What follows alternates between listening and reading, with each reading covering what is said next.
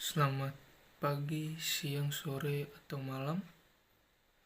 Terkhusus untuk dosen saya, terima kasih atas waktu dan kesempatan yang diberikan.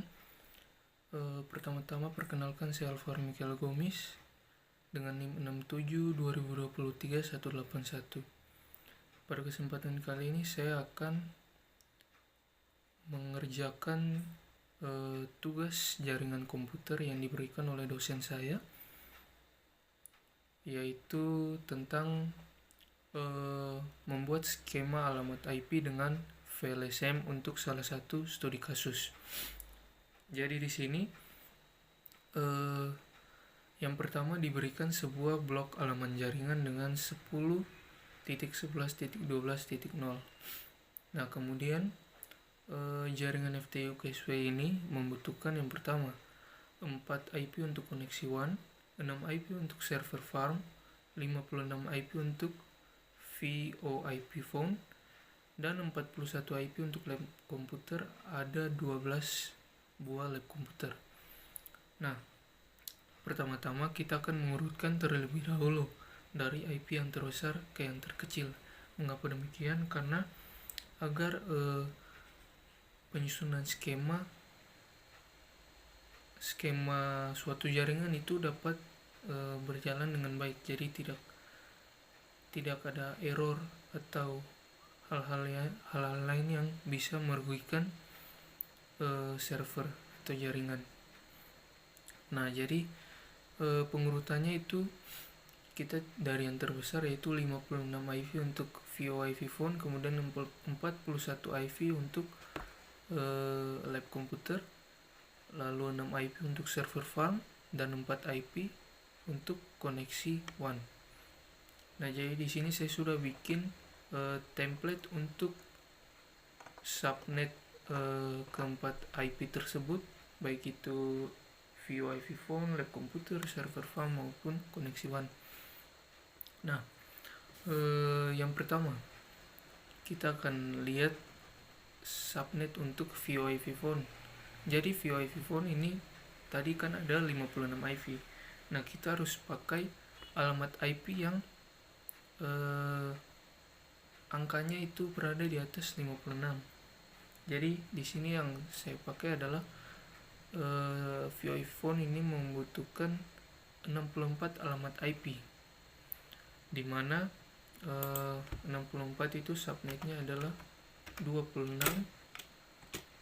masknya ada 255, 192 itu untuk subnet mask yang 26. Nah, kemudian rentang alamat IP-nya berapa? Tadi kan membutuhkan 64 alamat IP. Jadi kita pakai range-nya itu dari 0 ke 63 sebelum ke 64.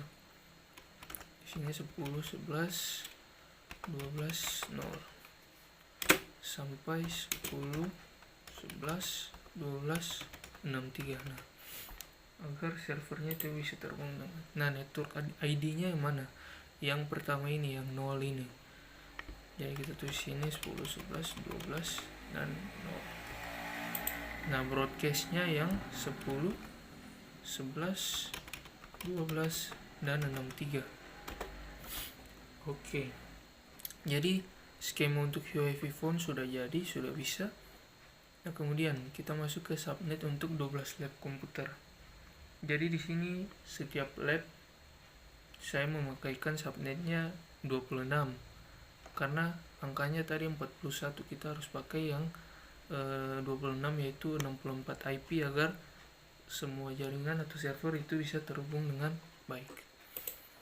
Nah, kemudian ada 12 lab. Kita mulai satu-satu dari lab yang pertama.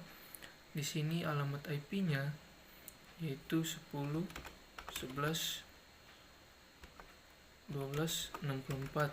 Nah, kenapa pakai 64? Karena pengurutan tadi dari IP yang terbesar ke yang terkecil. VoIP phone kan akhirnya tadi di broadcastnya di 63, atau range-nya berada di 63. Nah, saat kita masuk ke lab komputer, kita harus pakai network ID-nya atau rentang pertamanya itu 64, begitu juga dengan lab-lab yang seterusnya. Berarti di sini 64 sampai 127 karena memakai subnet masknya 26. Di sini network ID-nya 64. Kemudian broadcast-nya kita lihat dari range akhir itu 127. Oke, next. Nah, berlanjut ke alamat kedua tadi berakhir di 127, berarti sekarang kita pakai 128. 10 11 12 128 sampai ke 191. Masukkan network ID-nya seperti biasa sama broadcast-nya.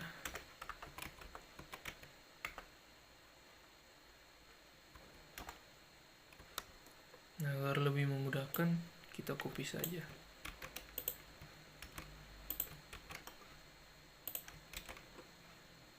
Tinggal kita ganti angkanya sesuai dengan urutan labnya. Oke, kita masuk ke lab ketiga. Tadi berakhir di 191, berarti kita pakai 192 sampai ke 255. Nah, untuk diketahui 255 ini sudah akhir subnetnya. Jadi untuk masuk ke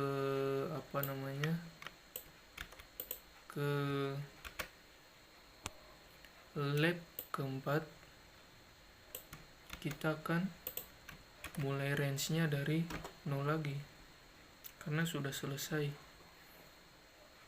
Jadi di sini untuk lab 4 10 11 12 0 sampai ke 63 lagi karena sudah berakhir di 255 subnetnya.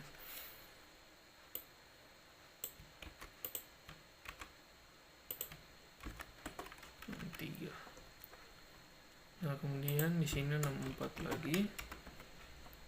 Jadi dia akan terhubung terus-menerus. 27.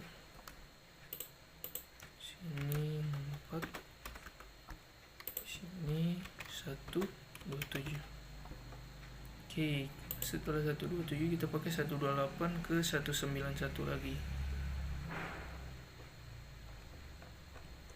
191 berarti di sini 128, broadcast-nya 191. Nah, kemudian 192 ke 255 lagi. Nah, ini berarti di lab ke-7 sudah berakhir lagi subnetnya. Jadi kita harus membuat range-nya dari awal lagi untuk lab ke-8. Begitu teman-teman. Ini 255. Berarti 0 ke 63 lagi. 63. Oh, ini ke 63. Terus kita lanjut ke lab 9 64 sampai 127. 64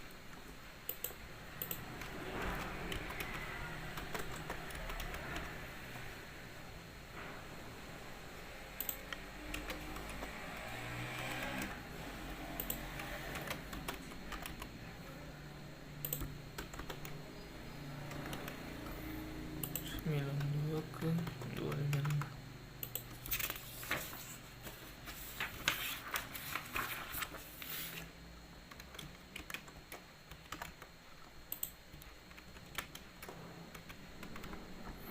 Nah, kemudian lab 12 kita kembali ke range yang awal lagi dari 0 sampai 63.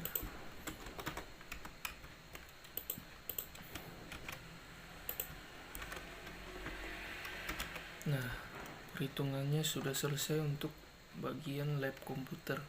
Jadi semuanya ini sudah bisa terhubung dengan baik karena sudah diurutkan sesuai dengan subnet. Nah, kemudian kita lanjut ke bagian C, yaitu subnet untuk server farm. Nah, di sini untuk server farm tadi kan ada 6 IP. Nah, IP yang dibutuhkan itu adalah 8, karena 6 ditambah 2 host yaitu network ID dan broadcast itu 6 tambah 2 kan 8, jadi butuh 8 alamat IP. Nah, untuk subnet masknya kita pakai 29.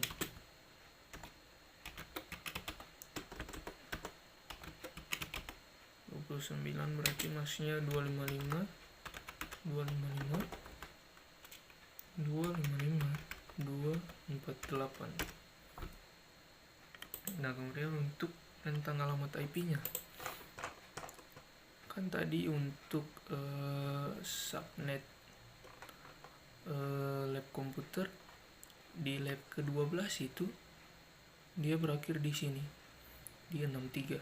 Nah, berarti rentang alamat IP untuk server farmnya kita harus pakai yang 64 sampai 71. Di sini network ID-nya 64, broadcast-nya 71. Nah, karena berakhir itu 71, kita pakai untuk koneksi WAN-nya itu 72 sampai ke 75. Sampai ke 75 karena hanya butuh 4 alamat IP. Sorry. Ini masuk ke rentang alamat IP. Sorry. Nah, kemudian untuk 4 alamat IP-nya itu kita butuh memakai subnet mask yang 30.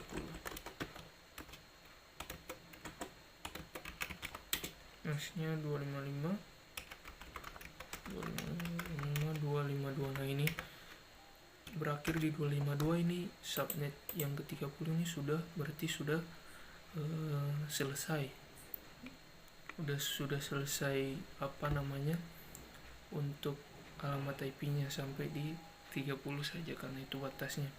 Nah, itu otomatis untuk semua perhitungan dari bagian A sampai bagian D ini semua sudah bisa teratur dan terhubung dengan baik. Nah, itu merupakan skema perhitungan alamat IP menggunakan VLSM. Ini kalau kita implementasikan misalnya ke suatu aplikasi berupa Cisco, itu pasti programnya jalan dengan baik. Nah, begitu saya teman-teman. Jadi untuk membuat skema alamat IP ini, pertama kita harus mengurutkan dulu dari alamat IP yang terbesar sampai yang terkecil, baru kita hitung subnetnya. Jadi kita cari dulu butuh berapa alamat IP, subnet masknya berapa, range-nya berapa, broadcast-nya berapa, network ID-nya berapa, agar semua yang kita lakukan itu berjalan dengan baik dan terkoneksi satu sama lain. Nah, itu yang dinamakan dengan jaringan komputer. Nah, itu saja pengerjaan dari saya untuk menyelesaikan tugas yang diberikan oleh dosen saya. Maaf kalau ada salah kata, ada kurang dalam pengerjaan atau apapun, saya mohon maaf. Saya pamit undur diri. Sampai jumpa kembali. Thank you.